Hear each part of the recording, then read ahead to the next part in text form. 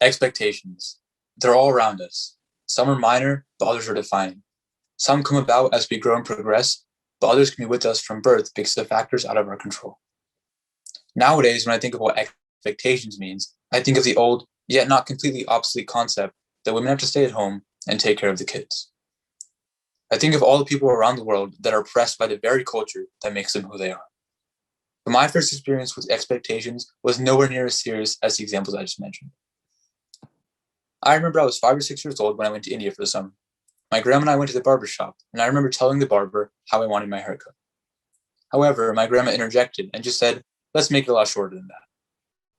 Now, I just wanted longer hair because I thought it was cool, but now my hair is basically reduced to a buzz cut.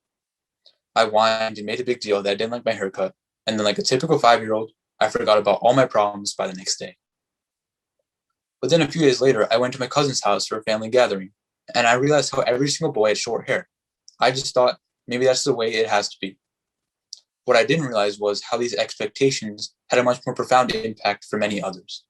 This extremely minor instance of a norm in society already exposed my younger self to other expectations that I would face down the road. Fast forward a couple of years, and I learned about the caste system in India. Basically, there are 4 primary castes: Brahmins, who are priests and teachers; Kshatriyas, who are warriors and rulers; Vaishyas, who are traders and merchants; and the Shudras, who are artisans and laborers. You might be thinking, these castes, they're really just a form of separation of people based on the job they have, right? Well, not exactly. You can get education and an amazing job. You can never escape your caste. You are expected to marry someone from within your caste, and if you don't, then you will forever be known as a person that couldn't follow simple rules and broke the traditions of all their ancestors. Take, for example, Suraj Yeng, a 33-year-old man with a doctorate and a master's of law, who has done postgrad research at Harvard University. Yengde came from the lowest caste in all of India, the untouchables, who I didn't even mention previously because by some, they're not even considered a caste because of their role in Indian society. They clean the sewers and do the most menial jobs that everyone looks down upon. Now, Yengde broke out from this generational cycle of inheriting his father's job and having children who would also end up having the same job. But Yengde says to look around in his hometown. All of his childhood friends that finished their education in India are doing exactly what their fathers did, and they have limited opportunities. This opened my eyes to a place with such binding traditions limits the vast majority of people into living lives identical to all of their ancestors. For me, these expectations meant not being able to get the haircut I wanted, but for others, they are the shackles that will imprison them into living a life that they never dreamt of.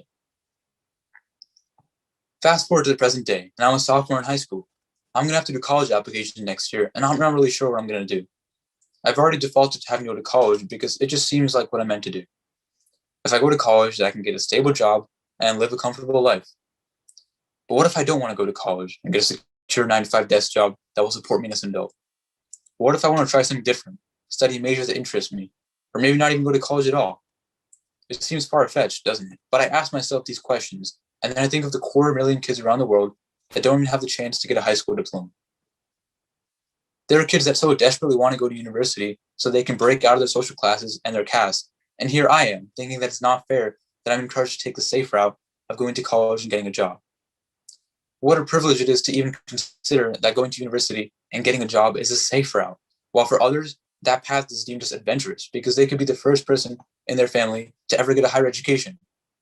So how is it fair for me to complain that I'm urged to go down this path when others would give up everything for an opportunity like this? But you see, that way of thinking is dangerous, because by making yourself feel obligated to go a certain way in life, you're in a way conforming to similar restrictions that are placed upon you by factors out of your control. Ultimately, I've come to the conclusion that you have to make your own decisions and not be influenced by others. Sure, you don't have to betray your ancestors and everything that your culture stands for, but I guarantee that seeking a life that's fulfilling for you will make the people that surround you prouder than fitting into a mold ever would. Thank you.